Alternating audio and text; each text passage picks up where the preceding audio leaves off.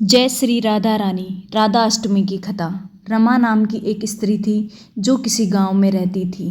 5-6 वर्ष उसकी शादी को हो गए थे, लेकिन अभी तक कोई संतान नहीं थी। एक बार श्री राधा अष्टमी का उत्सव आया। गांव की औरतें बरसाना जा रही थीं और तूने कहा तुम भी बरसाना चलो। राधा रानी बड़ी दयालु है, तुम्हारी गोद जरूर भरेगी। वह कभी 7-8 दिन अपने घर से बाहर नहीं रही थी। उसके पति और सास ने भी उसे जाने की आज्ञा दे दी। अब उसने मन में ठान ली कि राधा रानी मेरी गोद जरूर भरेगी। जिस दिन उसे जाना था उसी दिन उसके पैर में चोट लग गई। चला भी नहीं जा रहा था, फिर भी वह स्त्रियों के संग यात्रा पर चल पड़ी।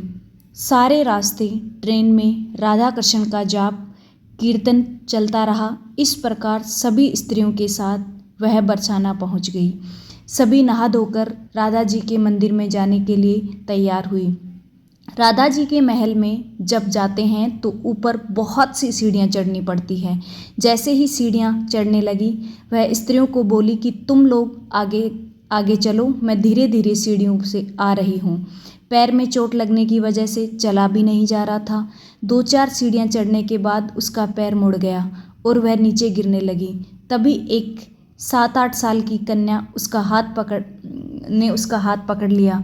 रमा बोली, बेटी आज अगर तुम ना होती तो मैं नीचे गिर गई होती। वह कन्या बोली, मैया ऐसे कैसे गिर जाने देती मैं तुम्हें। रमा ने पूछा, बेटी तुम्हारा नाम क्या है। वह बोली, लाडो। लाडो नाम है मेरा, यहीं पास में रहती हूँ। वह दोनों सीढ़ियों पर बैठ गई। लाडो कहने लगी, मैया मेरे लिए क्या लाई हो, ना कोई जान पहचान और लाडो ऐसे बात कर रही है। रमा ने सोचा, फिर रमा ने कहा, लाडो मैं कल तुम्हारे लिए लेकर आऊँगी, तुम्हें क्या पसंद है। लाडो बोलती है, मुझे नथनी, गले का हार, कान के कुंडल, चूड़ियाँ, मेहंदी, घाघरा चोली यह सब पसंद है, कुछ भी ले आना। इतना कहकर वह बालिका भाग गई। जैसे तैसे रमा भी मंदिर के दर्शन करके लौट आई। वापस जाकर सोचने लगी उस बालिका के बारे में और बाजार से उसने गले का हार और चूड़ियाँ उसके लिए खरीदी।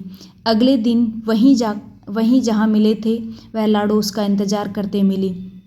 चूड़ियाँ और गले का हार जैसे उसने दिया वह बोली, बस इतनी सी, और चीज़ नहीं लाई। और वह मुंह फुलाकर बैठ गई।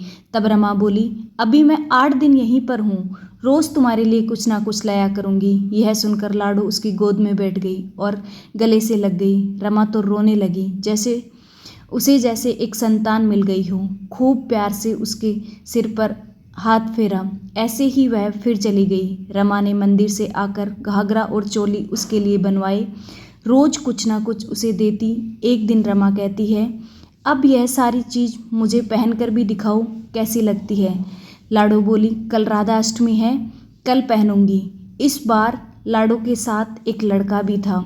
उसे देखकर रमा ने कहा, आज पता नहीं मेरे मन में क्या आया, मैंने एक धोती और मुकुट मोर लिया है, क्या मैं इसे दे दूं। लाडो बोली, यह कनुआ है, मेरे साथ ही रहता है, हाँ तुम इसे दे दो। ऐसा कहकर वह दोनों सामान लेकर चले गए। अगले दिन राधा अष्टमी थी। जब रमा सीढ़ियों पर आई, वह उसे आज कोई नहीं मिला। बहुत इंतजार के बाद जब वह मंदिर में पहुंची तो वहाँ बहुत भीड़ थी। कीर्तन और नृत्य हो रहा था। इसी तरह भीड़ को चीरती हुई वह आगे पहुंची और राधा जी को देखा और ठाकुर जी को देखा।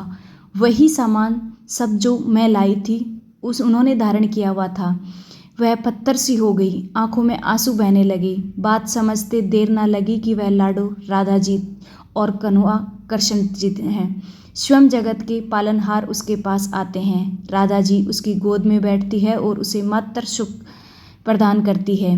वह जो जैसे बावरी हो गई, दिन रात लाडो लाडो कहती रहती, पुकारती रहती। वह स्त्रियों से बोली, तुम लोग घर जाओ, मैं नहीं जाऊंगी। उसकी सास और पति भी उसे लेने आए, पर वह साथ नहीं गई। अब तो वह प्रतिदिन सीढ़ियों पर बैठे बैठे आंसू से सीढ़ियाँ धोती, पलकों से बुहारती। ऐसे करते करते उसे 30 बरस हो गए। एक दिन एक बालिका उसका हाथ पकड़कर ऊपर अटालिका में ले गई। वहाँ जाकर बोली, आ गई तेरी लाडो। ऐसा कहकर बाहें फैलाकर रमा को बुलाने लगी और अपने गले से लगा लिया। उस दिन रमा ऐसे गले से लगी कि इस पार्थिव शरीर को छोड़कर सदा के लिए अपने लाड़ों के पास चली गई। इस घटना से हम सबको यही सीख मिलती है कि जो भी आशा रखें, चाहे वह सकाम हो या निष्काम, केवल भगवान से ही रखें। एक न एक दिन अवश्य मिलते हैं। आशा एक राम जी से दूजे आशा छोड़ दें, नाता एक राम जी से दूजा नाता छोड़ दें। बोलिए भक्त और उनके भगवान की जय। बरसाने वाली सरकार की जय। श्यामा प्यारी कुंज बिहारी की जय। जय श्री राधे।